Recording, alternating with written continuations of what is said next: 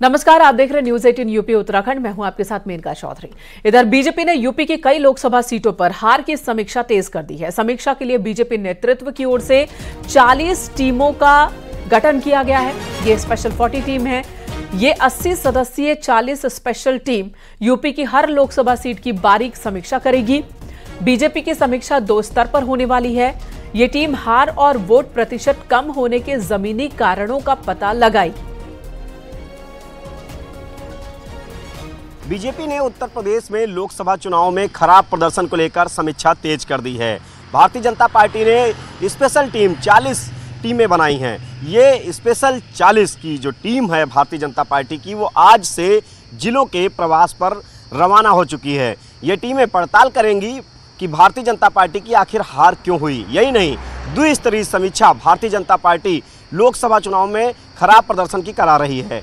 इसमें भारतीय जनता पार्टी ने जो बिंदु दिए हैं उनमें 2 स्तरीय समीक्षा हो रही है। पहला कि भारतीय जनता पार्टी का लोकसभा का प्रत्याशी आखिर चुनाव क्यों हारा, और यही नहीं, वोट प्रतिशत जो भारतीय जनता पार्टी का कम हुआ है वो आखिर क्यों कम हुआ। इन सभी बिंदुओं की पड़ताल के लिए आज से भारतीय जनता पार्टी की स्पेशल 40 टीम रवाना हो चुकी हैं जिलों में, और 20 तारीख तक सभी टीमें अपनी रिपोर्ट प्रदेश नेतृत्व को सौंपेंगी। इसके बाद माना यह जा रहा है कि भारतीय जनता पार्टी के उत्तर प्रदेश में जो अलग अलग जिले हैं उन जिले के पदाधिकारियों पर गाज गिरनी तय मानी जा रही है। कैमरामैन गोपी गिरी के साथ संकेत मिश्रा, न्यूज 18 लखनऊ।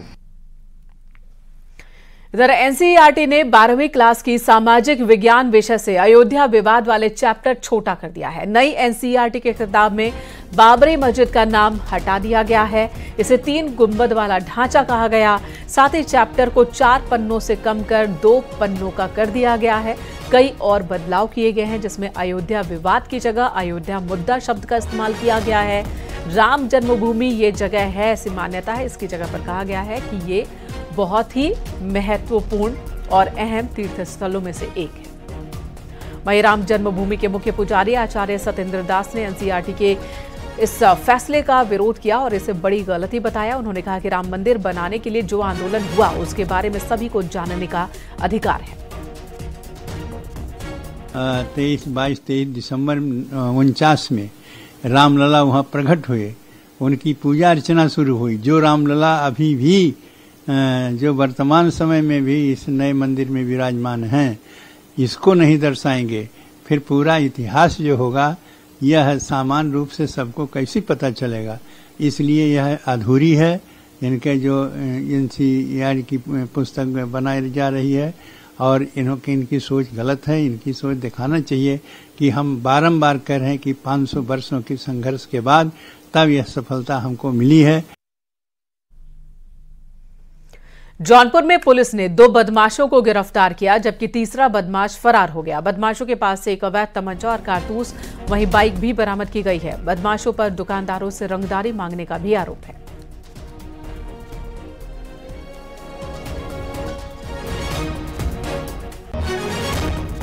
संभल में पुरानी रंजिश में दबंगों ने गोली मारकर एक महिला की हत्या कर दी। दिन दहाड़े हत्या की वारदात गुन्नौर थाना क्षेत्र का है।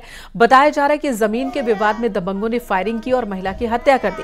पुलिस ने इस मामले में पूछताछ के लिए कुछ लोगों को हिरासत में लिया है। ये हमारी चाची है, इनके कभी ने गोली मारी है। हरेंद्र ने गोली मारी थी। ये 5 लोग थे, सतीश, हरेंद्र, छोटे, बब्बरी, ये 5 लोग थे।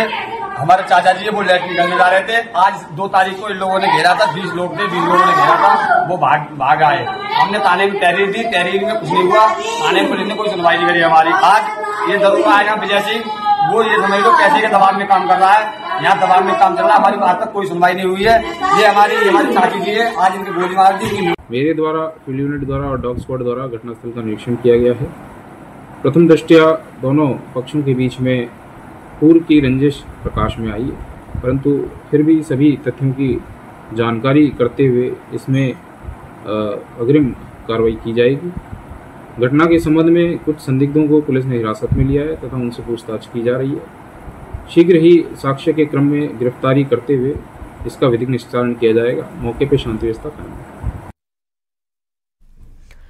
और अगली खबर अयोध्या से, जहां रामलला को पंचधातु से बनी 1.5 टन की हनुमान की गदा और तीर धनुष समर्पित किया गया। राजस्थान के शिवगंज से अयोध्या पहुंची आचार्य डॉक्टर सरस्वती गौर ने कार सेवकपुरम में 1 टन वजनी राम धनुष और 1.5 टन वजन के हनुमान गदा राम मंदिर ट्रस्ट के महासचिव चंपत राय को सौंपा। इस दौरान रामलला के मुख्य पुजारी आचार्य सत्येंद्र दास भी मौजूद थे।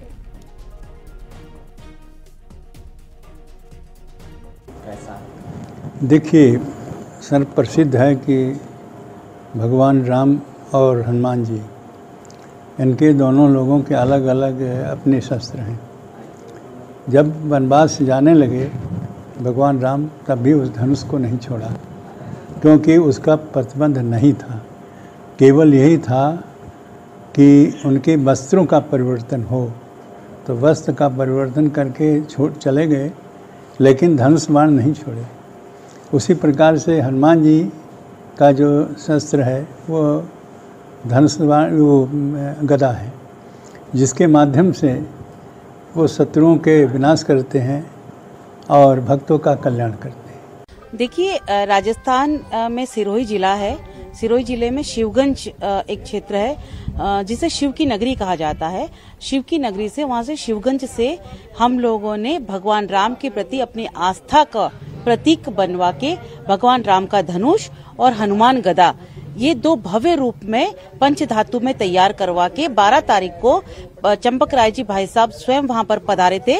चंपक राय जी भाई साहब और राजा राम जी भाई साहब, जो वह विश्व हिंदू परिषद के संगठन मंत्री है, उनके हाथों से केसरिया झंडी दिखाकर हमने वहां से रवाना किया। इधर मथुरा में शॉर्ट सर्किट के कारण डंपर में आग लग गई, जिसके बाद डंपर ड्राइवर ने कूदकर अपनी जान बचाई। देखते ही देखते आग की लपटों से पूरा डंपर जल उठा। पूरा मामला थाना जमुना पार इलाके के महावन मथुरा रोड का है।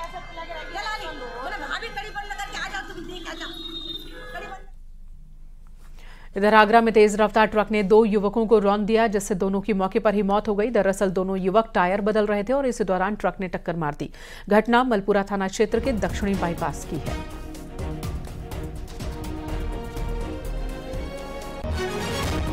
रायबरेली में एक महिला ने अपने 2 बच्चों की ईंट से कुचलकर हत्या कर दी, फिर खुदकुशी भी कर ली। फिलहाल इस घटना के कारणों का पता नहीं चल सका है।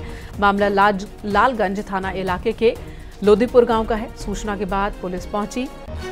फिलहाल मामले की तफ्तीश में पुलिस जुटी हुई है। यह प्रकरण थाना लालगंज का है। पुलिस को सूचना प्राप्त हुई थी कि एक महिला जिसकी उम्र लगभग 37 वर्ष है, उन्होंने आत्महत्या कर ली है और आत्महत्या करने के पूर्व उनके जो 2 बच्चे हैं, जिनकी उम्र लगभग 3 वर्ष और 5 वर्ष है, उनको भी मार दिया है।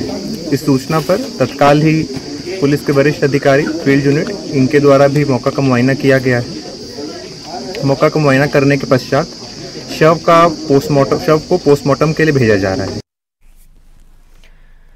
3 दिन पहले हुई कार लूट का सहारनपुर पुलिस ने खुलासा किया। पुलिस ने 5 लुटेरों को गिरफ्तार किया है। इनके पास से लुटेरों में 2 सगी बहनें भी शामिल हैं। पहले महिला दोस्ती करती थी, फिर अपने गैंग के साथियों के साथ मिलकर लूट करती थी। 3 दिन पहले इस गैंग ने कार, नकदी और गहने लूटे थे।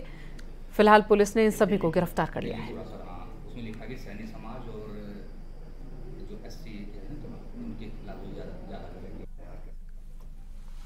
इधर सीतापुर में बकरीद को लेकर प्रशासन ने फ्लैग मार्च किया। अधिकारियों ने शहर में पुराने सीतापुर में भारी पुलिस फोर्स के साथ रेलवे स्टेशन से लेकर भीड़ भाड़ वाले इलाकों में फ्लैग मार्च किया।